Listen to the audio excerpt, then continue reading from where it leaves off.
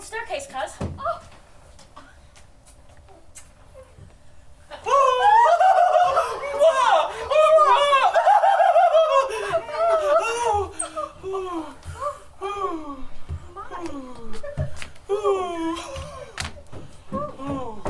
My lady, the Lord Philip is here to see you. Oh.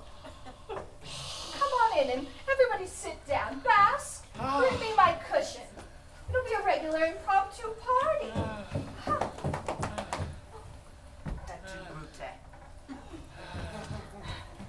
Clark, you look exhausted, honey. What have you been up to?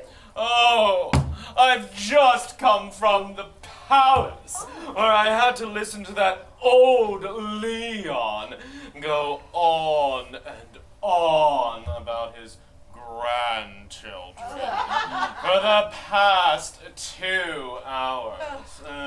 He pulled out of his pocket this little locket, and it folds out like a deck of cards, like, and there were 8 itsy-bitsy, teensy-weensy little portraits of little Jacques and little Pierre.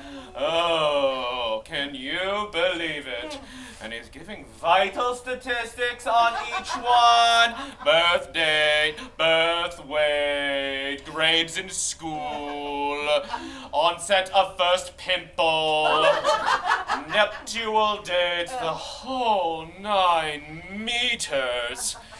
And just when I thought I was going to pass out from ennui, merci.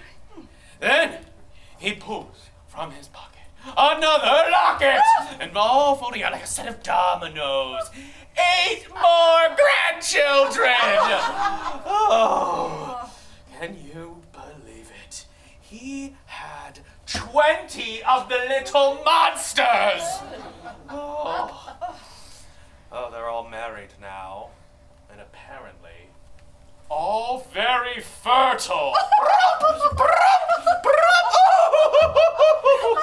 Well, what do you expect? They're all such loyal Catholics. Next time you're in a hurry, try to bump into a Huguenot instead. Oh, and just when I managed to get away, who should I bump into but the Duke Damien de Dordogne?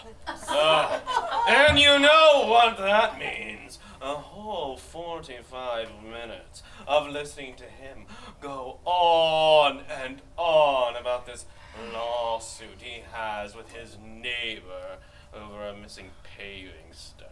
All things. Damien, that man never uses less than 50 words when only 5 will do. He's like a walking fountain of words. Like a human crossword puzzle. He does occasionally make sense, but you really have to pay attention. And his neighbors do sound like they're being unfair about that paving stone. The only crushing bore I managed to avoid today was old Timothy. Oh, Timothy, you mean the great whisperer of secrets. He's always trying to horn in on other people's conversation, like he has some big, important secret. Excuse me, have you noticed it's gotten rather chilly out? You might want to grab a pair of kid gloves. He even says hello like it's some big court secret. Bonjour, madame.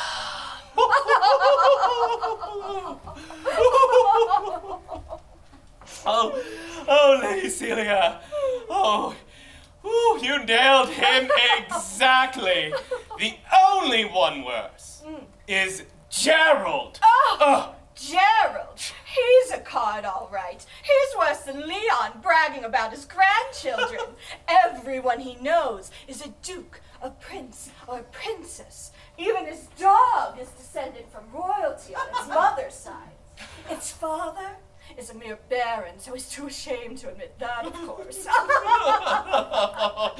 They do say he is on the best of terms with Lady Belinda, Oh, though. Lady Belinda, no wonder. She's deaf as a doornail. That's the only way to put up with his babbling. Is there anyone more boring or dense on God's green earth than Lady Belinda, though? Every time she comes to visit me, it's as if time stands still. Belinda, what do you think of the weather lately? It's fine. How's your family, Lady Belinda? They're all fine. What do you think about the threats of political violence at the King's Court, Belinda? It's fine. Fine. Just fine. Everything is simply fine, and that's the end of her. Voila! Fini! Oh, you are so clever! What do you have to say about Andrew? I love it when you talk about him. Oh, that crybaby. Every time the king passes him over and chooses someone else to run some lowly royal errand, he pitches such a fit of whining. It's not fair! I never get picked among the royal stables! What do you have to say about Clarence and his fancy dinner parties? Oh, I love it when you talk about him. What do you have to say?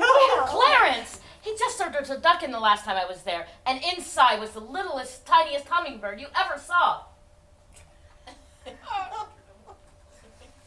And inside that was probably an itsy-bitsy flying cockroach if you'd only looked hard enough. Everyone criticizes Clarence, but Uncle David's a great guy, you have to admit. David is one of my dearest friends. He's wonderful. Everyone likes David. Me too. Except that little habit he has of always having to be right. He always has to have the last word. You know, whether it's about books or food or the latest goings on in court. And he has that way of looking down his nose at you. You know the look. You seem to be un peu misanthrope. It's just like looking in a mirror. You look exactly like him. Laugh it up, all of you. Yet if any of those people were to walk in through that door right now, what would you do? You'd walk over and kiss their pinky rings. You'd bow and curtsy and bend all over backwards so your stinking hats and wigs fell off. Why are you yelling at us for? She's the one telling stories. And who can blame her with the way that you're egging her on? She loves the attention. She wants to get into your good graces for whatever small favors you can throw her way. You hypocrites bring out the worst in her by encouraging her, all for your own amusement and entertainment. Why should you suddenly care, Alan? You love to criticize. He's right. You're worse than any of us. But when we do it, we're the bad guys. How dare you criticize her? She's simply perfect, as far as I am concerned. She is perfect. That's why I love her. She's a wonderful storyteller and a fabulous mimic. And I love her for it. That's why I went to see her at her best and not stooping to your level of heinous hypocrisy. That's so romantic. Did you hear that, cuz? He's making excuses for you like people always do when they're in love. She's not a gossip, she's a brilliant storyteller. Lovers always have a way of twisting things. It's so cute and romantic.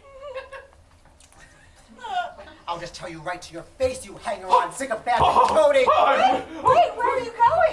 I will not stay to hear the lady insulted. Go ahead and leave. I go nowhere till you do. Oh, now, everybody just chill out. This is supposed to be a party. Now, come. Why don't we order a pizza and rustle up a game of Cards Against Humanity? Wrong century, cuz. Oh, right.